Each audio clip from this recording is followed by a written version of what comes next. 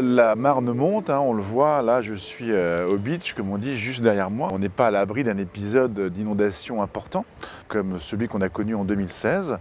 La différence avec 2016 aujourd'hui, c'est que la vanne secteur dite Saint-Maur-Joinville a été entièrement rénovée et remplacée et qui a été mise en fonctionnement pour la première fois depuis 20 ans, ces jours-ci, c'est même ces heures-ci.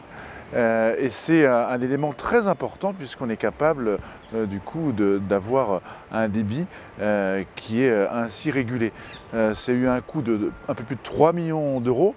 Ça faisait plus de 20 ans qu'elle n'était pas en marche parce que le financement n'était pas là. Donc les communes ont mis la main à la poche par un esprit de solidarité de territoire, le département aussi, la métropole du Grand Paris, a mis également la main à la poche pour conclure ce financement. Et aujourd'hui, on est heureux d'avoir cette vanne secteur qui fonctionne enfin.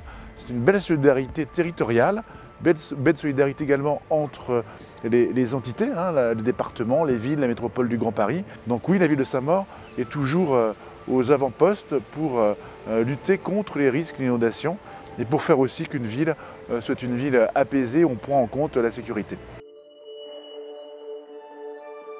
Ça permet de faire baisser le niveau de l'eau, ça permet de reconduire le débit de l'eau.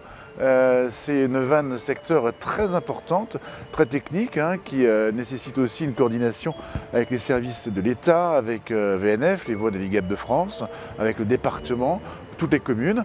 Ce n'est pas la seule mesure qu'il faut prendre, c'est aussi les mesures de bâtard d'eau, par exemple, que nous avons pris et que nous avons déjà montées. La ville pour la partie qui la concerne, le département pour la partie qui le concerne. Nous avons également des digues qui sont des digues éphémères que nous pourrons développer si nécessaire. La lutte contre les inondations, ce n'est pas juste la vanne secteur, c'est un travail beaucoup plus précieux. Ça va aussi par un travail sur l'aménagement et la capacité de résilience des territoires.